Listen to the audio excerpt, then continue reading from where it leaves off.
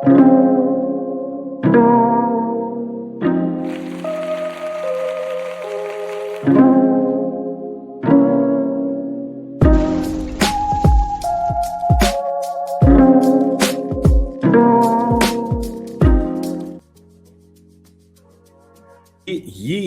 anytime you hear the lady singing and the slow beat bringing, it's Big Vern in the booth doing his thinging.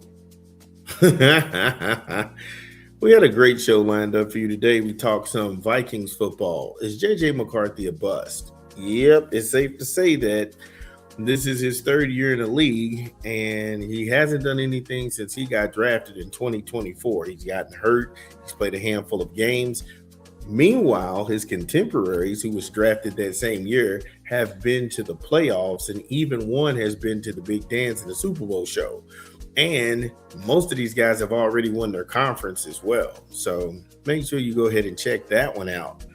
Then we walked across the street to the NBA, talked some Suns basketball, seventh in the Western Conference, and they were second in the Pacific. Great, like I said, great young core. Devin Booker's got him some young guns, and Dillian Brooks and Jalen Green. We'll just monitor it, see how it goes. They only get one pick in this draft class, and that's the second round, pick number 47. So we got our eyes peeled for that. Walk back across the street to the NFL, talk some Jacksonville, the Jaguars. Are they in trouble? Are they in trouble? The reason being all the free agencies that actually left the team, the things that they've acquired, and then when they went into the draft, they didn't get a running back because Ian Tyne Jr. is now in New Orleans. And Bashul Tootin, now Tootin is going to look like he's elevated to running back one. So make sure you keep your eyes peeled for that one. Then we walk back across the street to the world of college football and talk some Chip Kelly and the scam alert. I'm not even going to break that down. I just don't have it in me today. I'm not doing that dumb shit, which lands us right here with Syracuse. Can you build around Kyron Anthony? This is going to, like I said, we'll talk about it. We'll talk about it when we get on the other side of the content. It's your boy, Big Vern. Give me a beat. It's your boy, Big Vern, coming to you live from the App Stupid Studios, and we pushing a new rap album this month.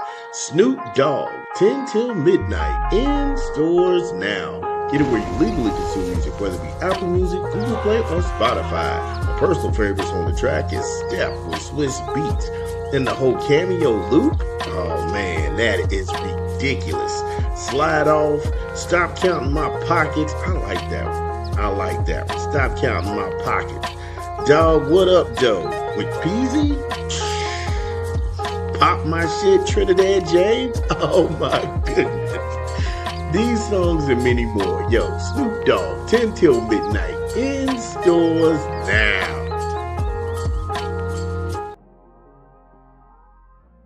Yo, shout out to Snoop D-O Double Jizzle, 10 till midnight. Make sure you go ahead and get the project. We thought it was dope. So, Kyron Anthony, he's a good player. Let's just start there, okay? He's a good player, and can this work with McNamara back at Syracuse as a coach, a prodigal son, if you will? Took a small team to I think it was Siena he was at. And those boys played their hearts out. And yeah, he got a lot out of them. But looking at the situation with Kyron Anthony, they'll attempt to rebuild. You can build around him. He doesn't seem like a selfish player. He doesn't seem like a guy who causes any trouble. I mean, last year you had a small-minded coach who tried to take this kid's confidence for no other reason other than the fact that he could. And those coaches should be done away with immediately. I agree on that. But at Syracuse finishing 14th in the ACC, it's just a tough hill to climb. It's not saying that McNamara can't do it, but Duke is a blue blood, and Carolina, they're always going to be in that top 5 conversation in the conference. You got Lucas down in Miami. He's a hell of a recruiter. He's got an eye for talent. Hell, he almost got one of the other Boozer boys before he had to make a decision and go back to Duke because the other point guard wasn't going to leave Miami. Then there's Louisville and Pat Kelsey and L1C4 for life. They just keep pulling out the stops to get top talent to play in the Yum Center. Shout out to them. And so when you start to, work your way down and then you get there, you're like, wow, SMU is always a tough out. Then you're playing teams like Stanford. Those guys in the West Side, they'll get better. But the ACC is a basketball conference, and Syracuse can get back to being one of those serial blue blood teams. Now, I know forever today, Jim Boeheim, that 2-3 defense, and he was stretching it with arms, and people knew how to rotate and everything, and you could look for the soft spot in the zone. But, at its core, it's not Jim Boeheim's team anymore. So I think McNamara is going to put his own spin on it. If he doesn't get these guys any kind of timeout so they can at least get a breath or have some backups, then this is going to be a rough situation. But that's not the central question. The central question is, can you build around Kyron Anthony? And the answer is yes, you can. You can. There's nothing that says that this is a bad kid. And so I just look forward to him putting on a show and being exposed more to Syracuse basketball. I know they got a couple of teams that they play this year that stand out on the schedule, but you never really know until they get down into, I want to say, conference play in January.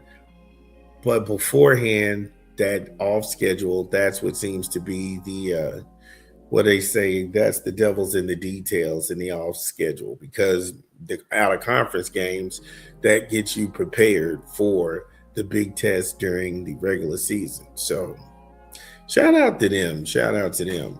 Also, that's the show. Dun, dun, dun, dun.